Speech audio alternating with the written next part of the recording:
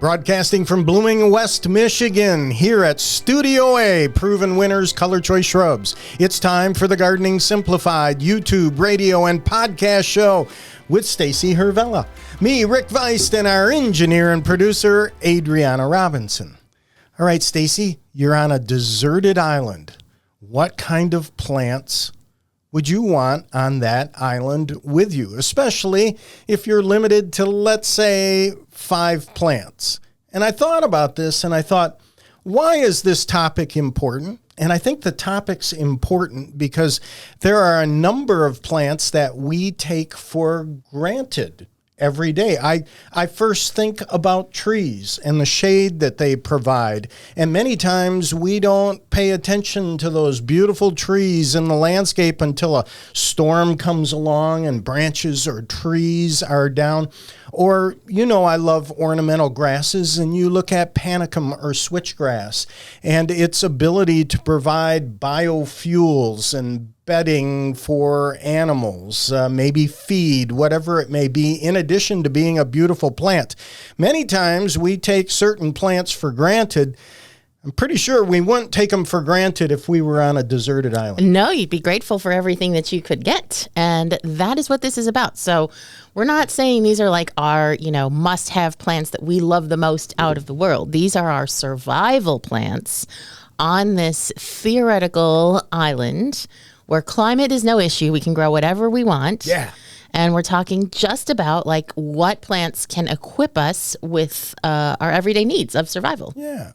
And when you said desert, I thought it was dessert, not desert or deserted. I always say I feel like desert island, but I could be wrong. I don't know. Yeah. What we don't mean it's literally a desert, because obviously we're saying you can grow plants there. Oh, I was thinking along the lines of creme brulee and lemon meringue and pecan pie. Island. My 3 favorites. Yeah, but it's true. There are deserted islands, so to speak, across the world, including those that aren't necessarily tropical. You look at Devon Island in the far north of Canada. They use that island to practice and test for future Mars landings. Oh, I did not know that. Rovers and that sort of thing, yeah. So if it was a tropical island, I think you and I are going to probably both agree that I want bamboo there? Yeah, I mean, you got to have a bamboo because you want to build structure. Now, You talked about shade. Of course, in theory, this island, you're going to need some shade, but you're also going to need shelter because, who knows what's going to happen. You're going to have wind or animals or who knows what. And bamboo is a great plant for providing construction materials extremely quickly. Mm-hmm.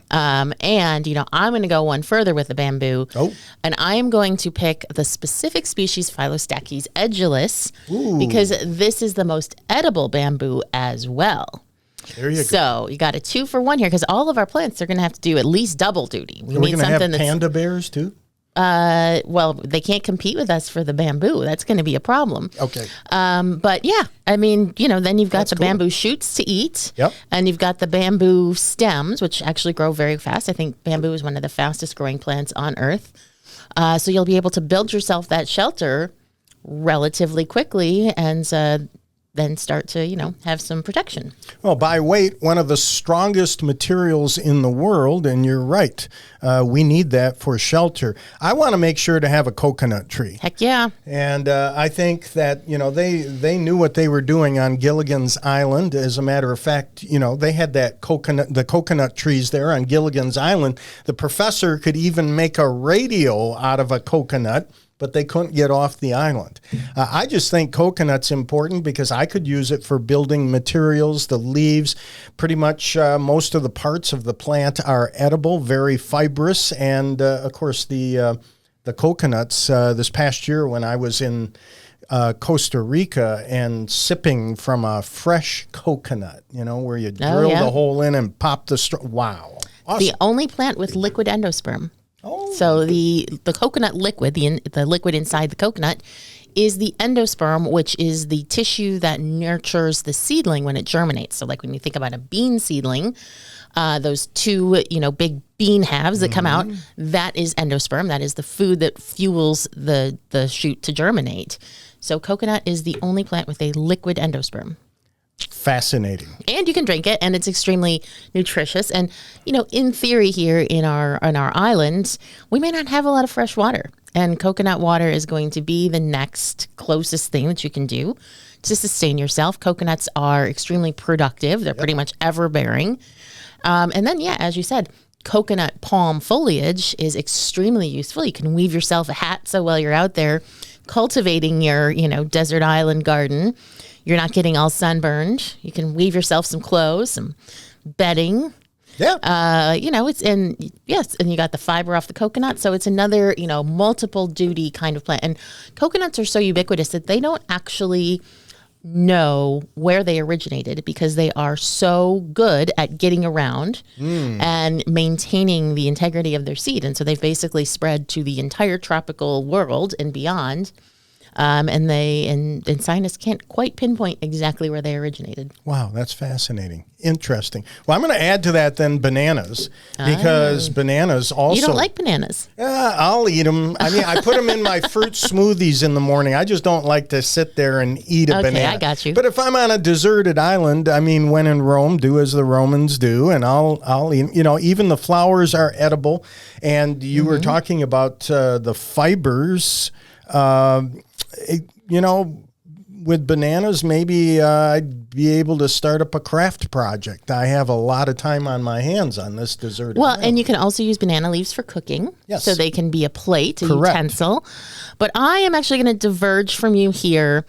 My number 3 plant is a little bit specific. Okay. It is coffee cups colocasia. Ooh, So colocasia, alocasia, these are plants known as elephant ears. And coffee cups is a very interesting variety where the foliage grows facing upward, forming quite a large cup-like formation. So very different than your standard, plant where it's just going to be that straight leaf. But now you have a vessel to collect some rainwater. And the colocasia itself, the root is edible and widely consumed, again, in tropical countries known as malaga, different things, different names in different cultures, but it is highly nutritious and highly edible. So I got a water catchment system and an edible root. I love that. Now, and I agree with you. That's going to be a great choice. I believe it's called taro. And is that what it's called? It has different names in different countries and cultures, but yeah. And here's an interesting thing that I'll throw at you, and that is my beloved cannas are a potential candidate for our deserted island, because you can eat the rhizomes of a canna and they taste very similar to the colocasia that you're talking about. Same difference. And, I could probably form the canna leaves to collect rainwater too, but you're right. We're going to need a method to collect rainwater. And this is a cool plant that you can actually grow. So the other ones, we're talking about not really plants that most of our listeners could just plop into the garden and grow. But this coffee cups colocasia is a very popular plant right now and easy to find as you're doing your garden center shopping. In the north, of course, we can grow bananas. We'll talk about that in segment 4. Musa Bajou is a winter hardy banana. We can talk about that. So my final plant, I think Stacy is going to be having an orange tree. I want oranges. Captain Cook, when he sailed the seas, he understood that scurvy and lack of vitamin C is what would kill his sailors on a long journey. So I want some oranges. Yeah, I put citrus as a generic sort of, I couldn't really decide. I thought long and hard about which citrus would be the best citrus. I'm leaning towards lime. But I'm open to any of them. And, the other great thing about the citrus is that it's going to give you some shade. Yeah. So, you'll have some shade to sit under on your island, under your tree. And, you're going to be kind of probably stressed and maybe a little bit sad, but you'll have the beautiful fragrance of the citrus tree to hopefully give you a little bit of hope. I love this. I love this. And all of these plants, far more useful than Wilson the volleyball that Tom Hanks was stuck with. Well, I don't think Tom Hanks had a choice. I don't think he had And I don't think we'll get a choice. But just in case we do, I did add one more, garlic. Okay. Oh. Now, garlic, I'm feeling like For my cholesterol level? well, your cholesterol levels are probably going to matter a lot less on this island. I'm just saying. But you're going to want to switch up the flavorings. Garlic is pretty easy and fast. You can eat the flowers as well as the and they don't take up a lot of room. So that's my frivolous choice, I think. But you're going to probably need to do something to switch up your dietary regime here. It's going to get a little dull. Believe me, in segment 4, I'll add a few frivolous choices also. Here's my limerick for today. It's tough on an island deserted. Not my choice to be here inserted. Just me and my plants only. Here it can get quite lonely. Bear in mind, I'm extroverted. I'll occasionally go off on some rants. Can't keep to myself some stance. Just me and my very own plot. There's no human within earshot. Tell me, do you talk to your plants? I want to find out from Stacy if she talks to her plants. I'll admit that I do. Plants on Trial, coming up next here on the Gardening Simplified Show. Greetings, gardening friends, and welcome back to the Gardening Simplified Show, where we are doing a little bit of a thought exercise today and talking about plants that we would want if we were to be stranded on a hypothetical island somewhere. And yes, as horticulturists and gardeners, it would be easy for us to say, oh, I just couldn't possibly live without the beauty of, summerific hibiscus. But when the rubber hits the road, we're talking about the survival plants that are going to give you a little bit more, even though these plants, for the most part, are not plants that we're going to be growing here in our gardens in Michigan. Although I would love to live in a climate where I could grow my own coconut palm. That would be pretty great. Me too. That would be pretty great. But anyway, so when it comes to Proven Winners Colored Choice Shrubs here in Plants on Trial, where we talk about one of our 320 plus varieties, despite having that very long list of plants to choose from, none of them, I regret to inform you, quite rises to survival level requirements. They are mostly ornamental plants. Of course, they're certainly animal survival may depend on some of these plants, insects and birds and so forth, but human survival, it's a little bit of a stretch. Now, we do have some edible plants. We have Splendid Blue Blueberry. We have Taste of Heaven Blackberry. We have a new, it'll actually be on the market next year, although small plants will be available mail order this year, a new bush cherry. Nice. You ever grow a bush cherry? No. Yeah, so it's, they're not going to be like the cherries you buy in grocery stores, but they are completely edible. They're quite tart, but it's much easier to grow than a tree cherry. I can imagine. Very, very prolific. You don't need a pollinator, so it's just kind of a fun choice. So we have some edible plants that are going to give you some nice fruit. But again, these, even though they have a good crop and a fairly good long season of bearing, on our island, we can't afford to just, have a plant there that we're waiting for 2 weeks of blueberries on. Right. We need perpetual production. So it was a hard one for me today to keep with the theme. But I did come up with an idea, and it is Flavorette Paired Rose. Now, Love it. On this desert island, you are going to need some, food for the soul, of course. And we talked about that a little bit with the citrus and the delightful fragrance of the citrus. And so Flavorette Paired probably follows more into that food for the soul than food for the body. Candy. But it does at least work with this idea of it doing double duty. And that's important too. So Flavorette Paired is actually new in garden centers this year.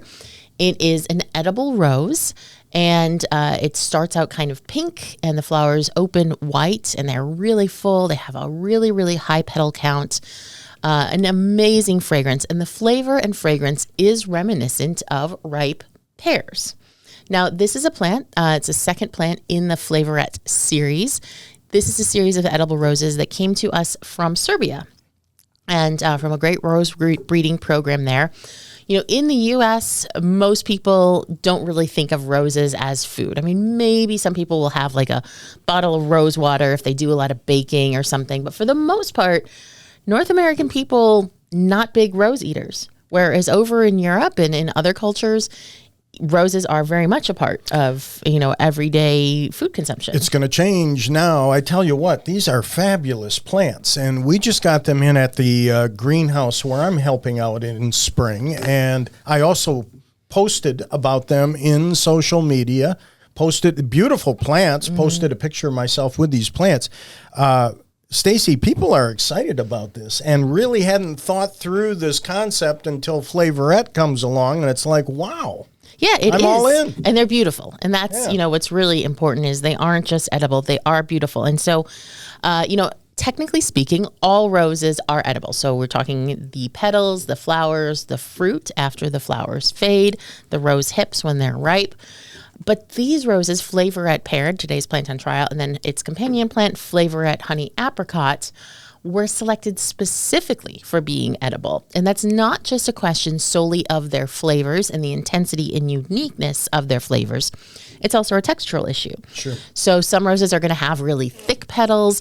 Some might have some bitterness to them. Whereas the Flavorette were, in addition to the flavors, selected for this high quality edibility. They're really soft and kind of lush to taste. I have tasted them. Now, I think they are really nice. I do enjoy eating them. We do recommend if you're, really looking for the maximum sweetness, you'd want to kind of avoid the very base of the petal where it's kind of white. There's a little bit of bitterness there, but not enough to really impact it. Kind of like treat it like an artichoke, just keep that and then bite it off. Sure. But you might be wondering what do I do with an edible rose? Well, the thing is with Flavorette Paired, you don't actually have to do anything. It can just kind of be in your garden and you're like, oh, hey, this is edible. Because even if you never harvest it, it is still a beautiful landscape-worthy rose. It's going to bring a lot of interest to your garden. But the petals can be used fresh or dried. And fresh, they are really lovely and tasty enough to just kind of sprinkle over a salad or garnish a dessert plate. It's very popular to layer them with sugar and put them into a sealed container and for a couple of days. And then that infuses the sugar with the fragrance of the rose. And you can use that in things like teas and that type of thing. I was going to say I'd put them on ice cream. Oh, yeah, you could definitely do that. Yeah. Or maybe my porridge, my oat bran that I eat in the morning. Yeah, give spice it up a little. That little summery, kind of vibe. I like that. So are you going to get one? Or are you going to add one to the compound? Absolutely. Okay. Oh, yeah. It's going in the compound. All right. I'm glad to hear that. So, so really there's so many different things that you can do with this once you start diving into it. And the people who developed this rose in Serbia created a beautiful cookbook where they worked with chefs from all over Europe to develop some unique recipes. So if you need some inspiration, it's definitely a great choice. Now, we have also evaluated these for disease resistance, and we are looking for plants, that we're always looking in the Proven Winners Color Choice line for plants that do more than just one thing. Correct. We don't want it to just be like, hey, this is an edible rose and it's really cool and it's beautiful, but it's going to be, plagued by disease and you're going to not even be able to get anything out of it because it's struggling so much. So we are testing for disease resistance, and both Flavorette Honey Apricot and Flavorette Pear have shown good disease resistance. But as with any rose, for best disease resistance, you're going to want to do a couple of things. You're going to want to plant it in full sun. So that's a minimum of 6 hours of bright light every single day. Mm-hmm. And you're going to want to give it good air circulation. This is so important because all of those fungal leaf spot diseases that pop up on roses and other plants, they thrive where there's a low airflow. So, the plant isn't drying off quickly. It's just kind of like a stagnant spot. With good airflow, air can get to the plant. The leaves will dry off quickly, which will help reduce the incidence of any kind of foliar disease occurring. So Flavorette Paired gets to be about 3 to 4 feet tall and 3 feet wide. So you're going to want to make sure that from the center of the plant, it has at least 3 feet kind of on all sides to make sure it has that good air circulation so that it's getting maximum light, maximum disease resistance, and of course, maximum flowers because you need all that sun and light for flowers too. Absolutely. Great point. And I think I would add to that, Stacy, I would probably prune off some of the bottom branches too, not allow some of those branches to touch the ground. But you're so right. That air movement thing, especially when we get into the hot, humid days of summer, so important. Yeah, and speaking of hot and humid days, this is also a continuous blooming rose. So it will bloom all summer unless it gets very, very hot and you're in a hot climate. It might need to take a little break just to deal with all of that heat stress. But here in Michigan, they do bloom pretty much all summer for us without a problem. You may be wondering where you can grow it, and it is hardy down to USDA Zone 4. Heat tolerant through Fantastic. USDA Zone 8. So a little less heat tolerant than a lot of other roses, which I think just comes from it coming from a breeding program in a fairly temperate, country where it was developed more for its edibility than its, thoroughly its landscape resistance. So its companion plant, Flavorette Honey Apricot, gets to be 5 to 8 feet tall. So this is a much smaller plant. Very good if you have small spaces. I think this would be an amazing addition to an herb garden. Absolutely. I wish I could put it in mine, but I can't because I have deer. And of course, roses, despite their thorns, are not the least bit deer resistant. So I'm just going to have to dream about having Flavorette paired rose in my herb garden instead of actually being able to put it there. I'll let you know how it goes. Like I said, I'm putting one in the compound. Are you putting in paired or honey apricot? I'm thinking about both. Okay. Yeah, so in my vegetable garden. Yeah, I think it makes a great companion to the vegetable garden. And Flavorette Honey Apricot is a beautiful kind of orangey apricot-y color. And paired, like I said, is pink and aging to white. And, you can combine them together in your dishes and everything. So I look forward to your Martha Stewart-styled photo shoot once your Flavorette roses are producing and you have a very deluxe porridge. Oh, boy, you asked for it. Get ready, Adriana. Bring the video camera. All right, stay tuned. And if you are looking to add a Flavorette rose to your garden, make sure you look for it at your local garden center this season. We're going to take a little bit of a break. When we come back, we're opening up the mailbag, so please stay tuned.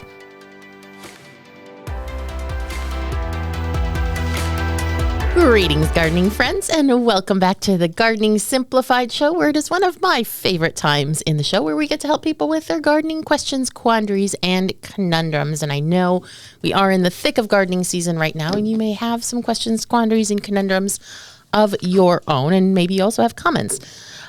So obviously here in the show, we only have a little bit of time to answer your gardening questions. But that doesn't mean that we don't want to help. So you can always reach out to provenwinnerscolorchoice.com. Use the contact form there. You'll get an answer much sooner, as well as on provenwinners.com. So if you don't have a question about shrubs specifically, have questions about annuals, perennials, tropicals, whatever, check it out, provenwinners.com, and you will get an answer within a business day or two.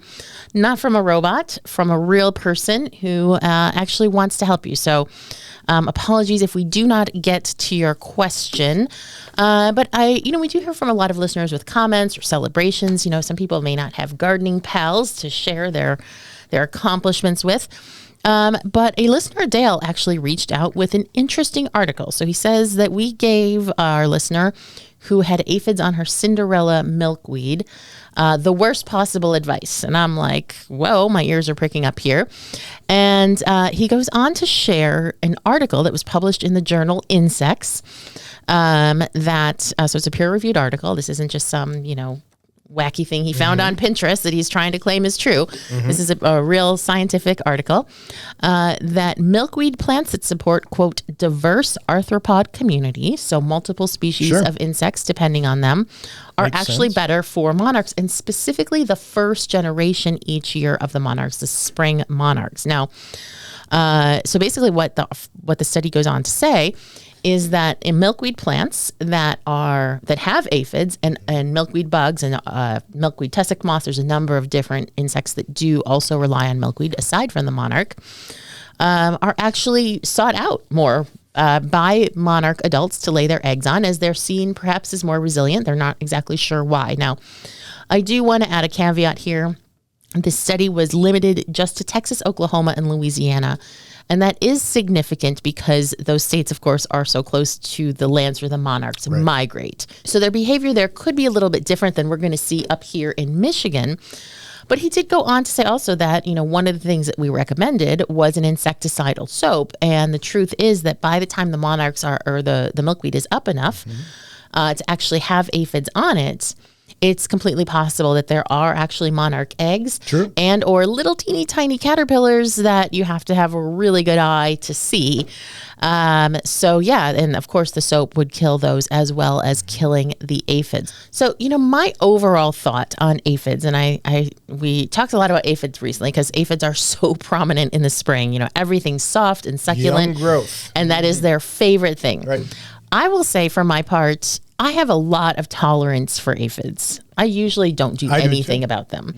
But, I get it. People get freaked out. Now, I will say later in the season on milkweed, I have had aphids that are so bad that what happens is, they take over and their excrement starts to grow mold. And then that mold becomes really attractive to flies and wasps.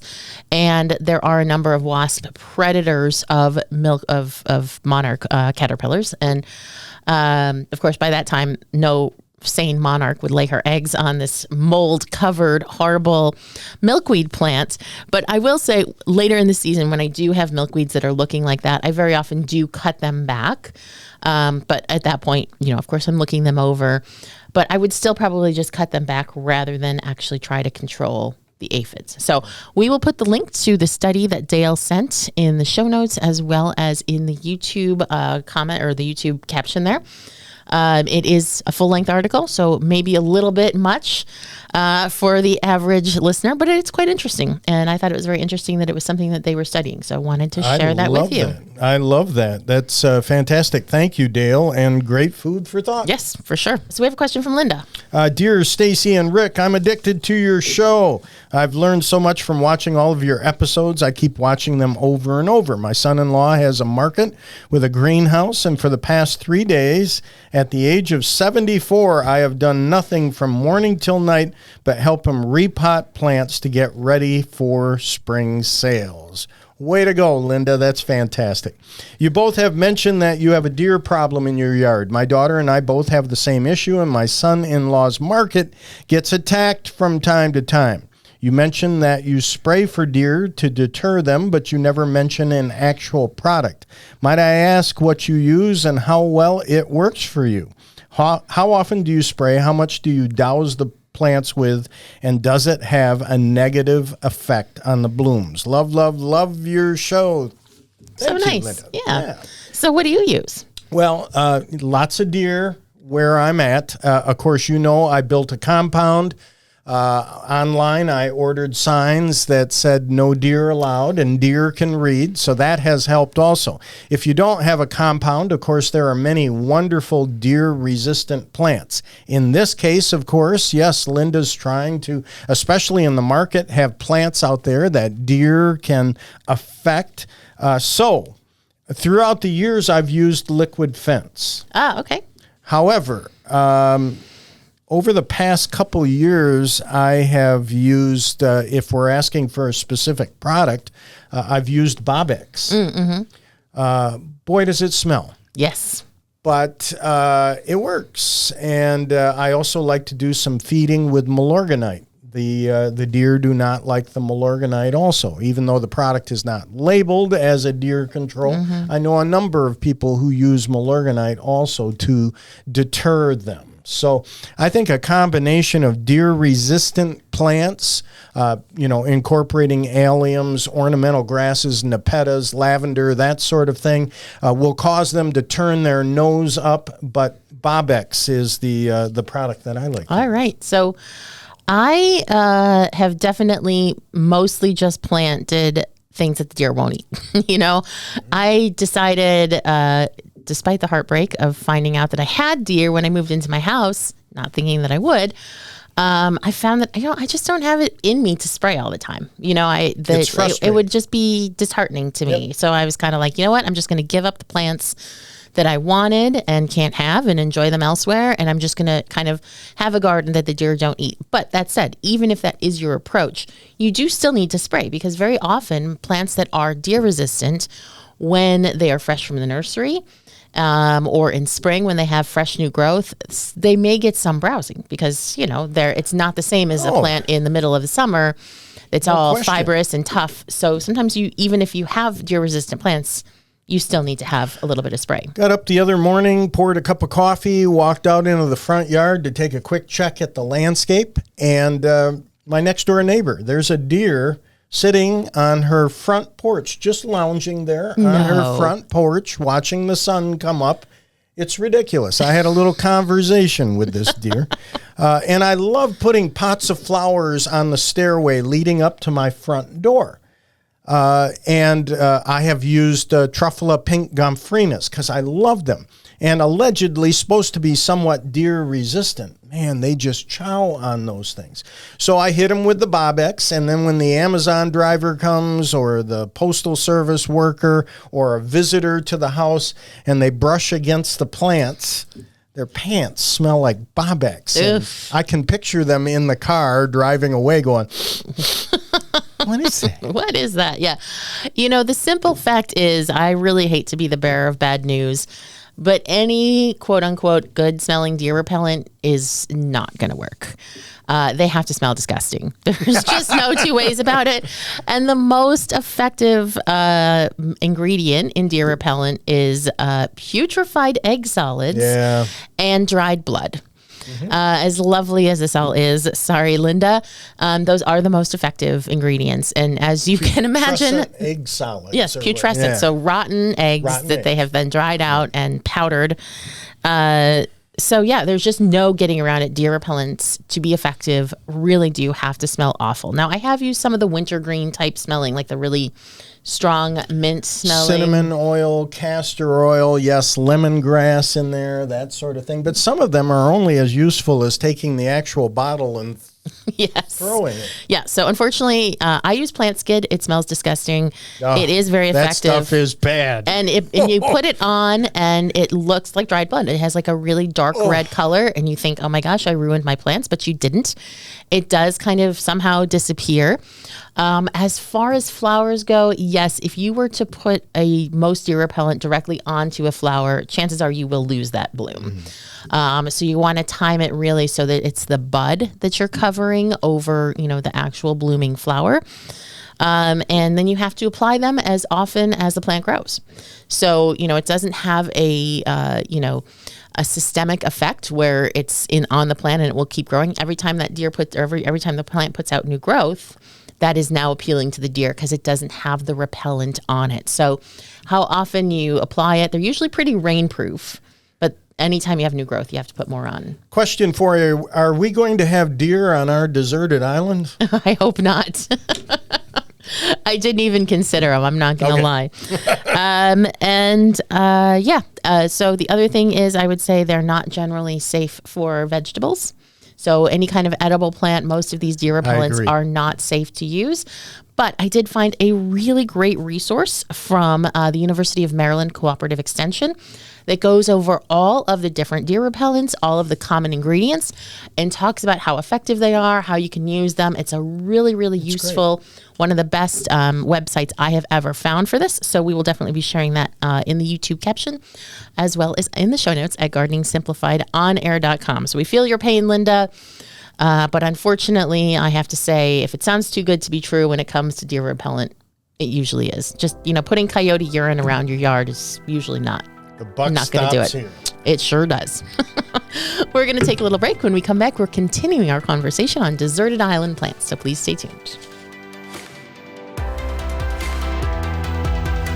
Welcome back to the Gardening Simplified show. Okay, to continue on this deserted island thing, this fascinates me. And by the way, that's making the assumption that the island is tropical. What about a cold weather deserted island? I mentioned at the outset Devon Island, which is, and it's not a little island. It's big. It's about the size of West Virginia. Oh, wow. That is big. Yeah, and they test Mars rovers there and that sort of thing. But if I was there and it was a cold island, my list of plants, Stacy, would be potatoes or some kind of root vegetable, cucumbers, blueberries for the whole vitamin C thing, a maple tree, because a maple tree is a great resource for many reasons, and cabbage. Those would be my choices. All right. I hope you have like a stove and some salt for canning. Well, there's the next problem, creating fire, right? Yeah.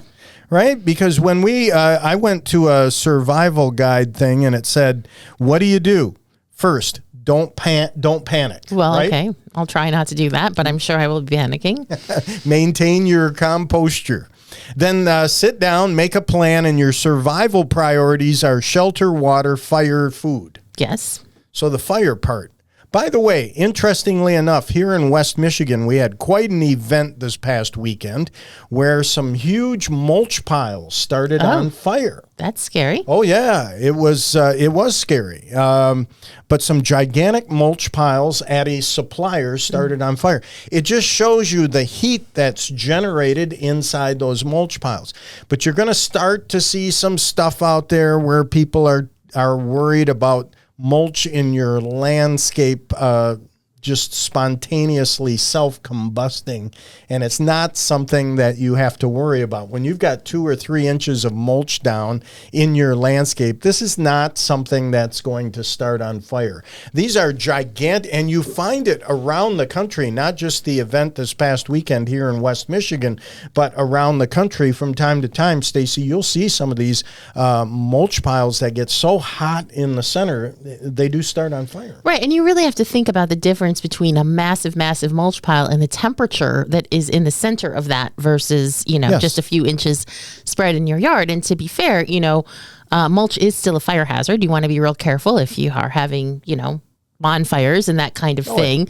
But it's not going to spontaneously combust because it just doesn't get to that temperature once it is spread out into that, normal layer that we use. But yeah, I remember being a landscaper, and having mulch delivered to a job site, and it's summer and you get into the center of that pile and it's just like, just like a sauna just coming right off of that mulch pile. Thank you very much. But it does also bring up the point that when you're mulching plants, don't mulch them too deep. That's for sure, because it can be warm around the plant too. Exactly. So anyhow, just went off on a Well, I was actually just quoted in a mulch article recently. I forget what magazine it was for. A garden writer reached out, and it was really great because a lot of times when I talk to garden writers about different topics, they kind of, I wouldn't say like they censor me. They don't censor me, but they will, I will talk from the cuff, and then they'll put my words very nicely. And she ran my unedited comments and thoughts on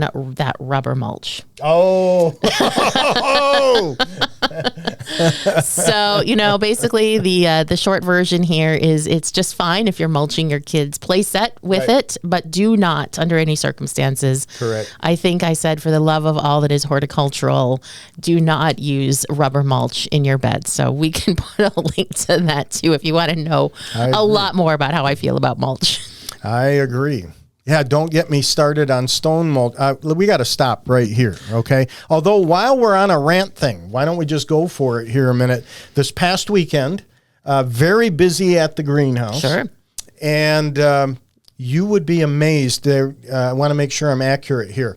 3 different people over the course of the day who came to me and asked me for the rainbow tomatoes or the red and white hosta plants, really believing that these AI scams are real. So I would invite people to go back and revisit episode 82, Fact or Fiction, when we talk about this, Stacy, because there's a lot of that out there. Right? It is. There's so much. And I do feel like it's a teeny bit better than it was last year, where at least, they are putting some really rotten stuff out there, but they're not offering it for sale for the most part.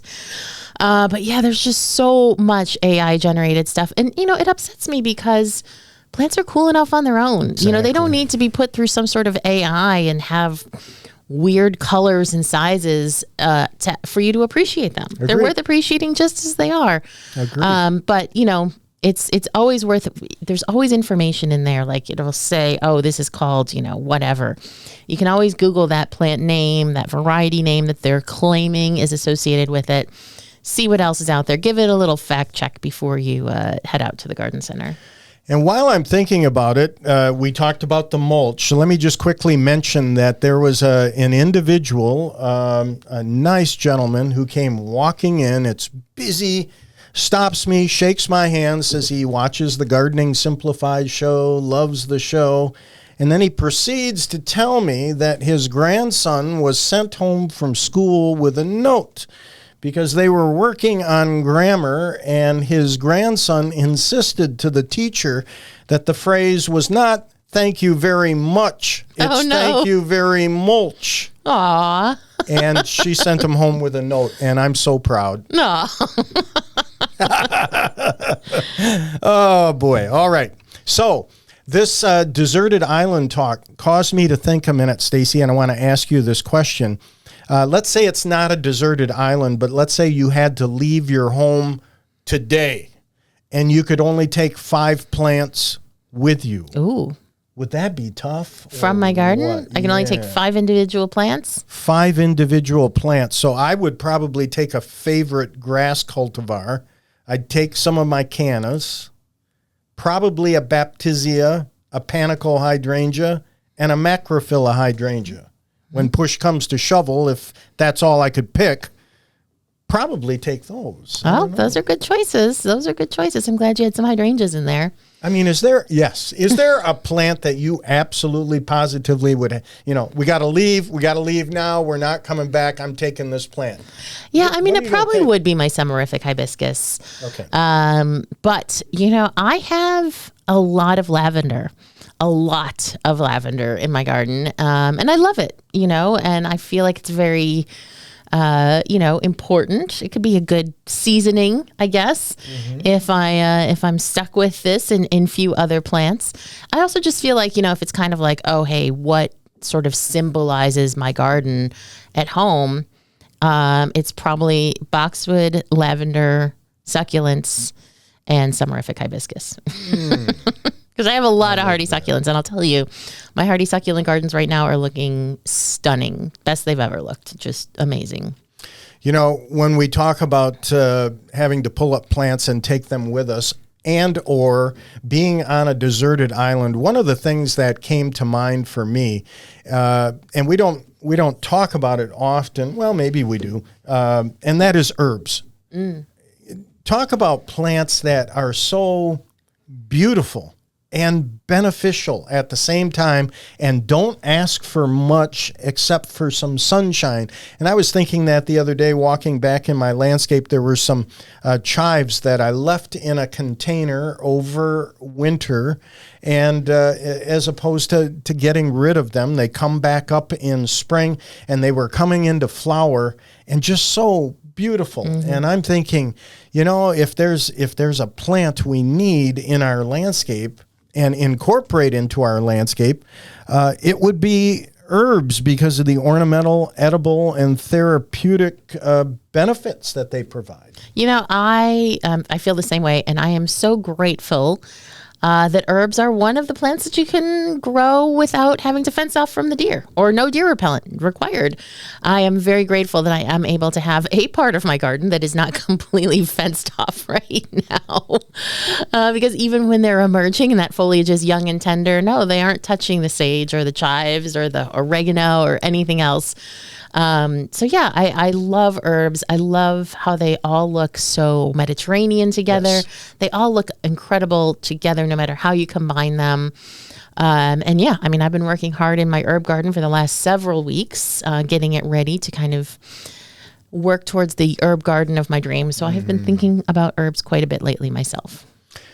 Well, thanks so much for joining us here on, I'm going to call it Gilligan's Island today. I'm hoping I'm not the captain that got us into this mess. I certainly hope I'm not Gilligan. I like to think I'm the professor who can make a radio out of a coconut. Thank you, Stacy. Thank you, Rick. Thank you, Adriana. And thank you to you for watching us on YouTube, downloading the podcast, or listening on radio. Have yourself a great week.